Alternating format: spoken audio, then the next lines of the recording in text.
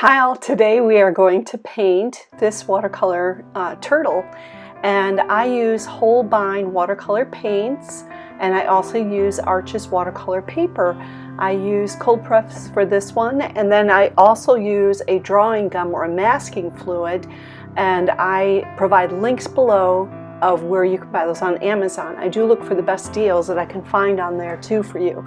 So I sketched out this watercolor turtle first with that drawing gum just to get the shape of the head and the body, and then I let that dry really well, and then you know me, I will start with the light. So I added in some of the bright yellows that I wanted to preserve with this painting, and then I dabbed in bright colors. I wanted to go for bright first, and I like that because it helps me work on keeping my paintings very vibrant. And I love that I could use that drawing gum to create all these little dots, these little squares, whatever I needed in order for me to know where things belong in the picture. So do what you need to do. So I'm just going to continue to add my color in here for a second, and I'll touch back with you.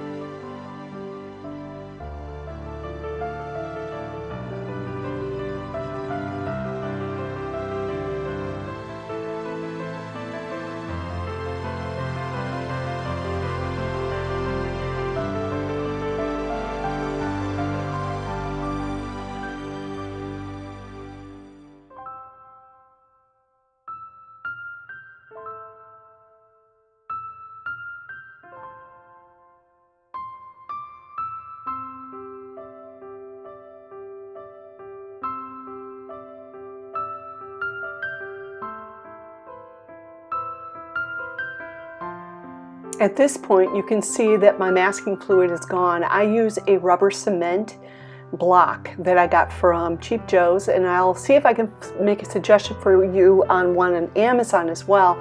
I can also use a regular eraser, and I'll remove all of that masking fluid. So once that was gone, I just went ahead and drew more of my random dots in, and look at a lot of turtle pictures. It's how you can figure out how to make a watercolor turtle on your own without necessarily looking like at a photo. But I look and look and look and look so I can figure out how to do things. So I'm just like you.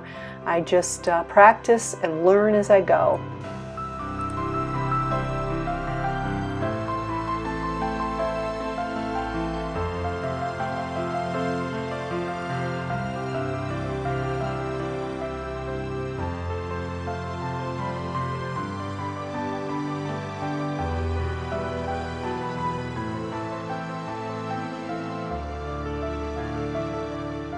I'm going to use a wet on wet technique. I put water down first in these squares, and then you can see how that red starts to run. And I really like the effects of it. If you don't have your paper sopping wet with water, and it's just got enough on there, like a little bit of a sheen if you held it up to a light, then you're going to be able to get this effect where the watercolor bleeds out into the other parts of the water. If there's watercolor is going to go where the water is. So if I put a dot in one area but I have water all around that dot, that watercolor will naturally spread to it. If there's no water, it will not spread. So just remember that. The watercolor will go where the water is.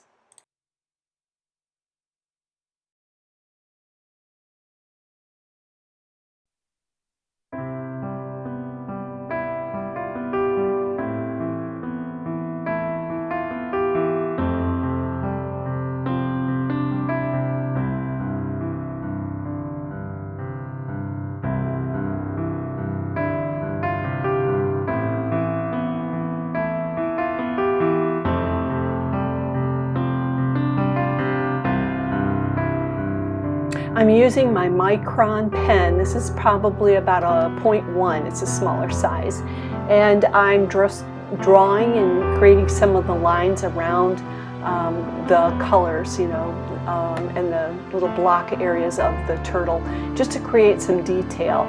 Sometimes I enjoy using a pen to finish up with my watercolors. It depends on what I'm doing. If I'm doing a botanical piece, I will not do that. But this to me is like a fun one, and I could make this into a card if I want to later. So I put on here that I'm working wet on wet because this turtle dried very nicely, and I wet everything down around the turtle, but I did not wet the turtle.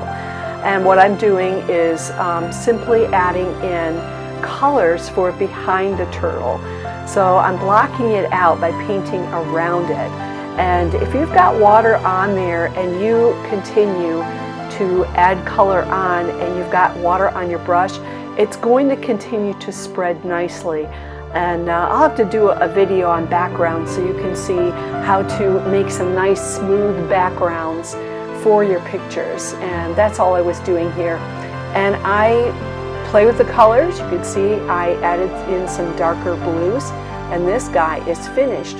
So hit like if you enjoyed this video today. I do hope that I get to see you again, and I hope you guys have a great day.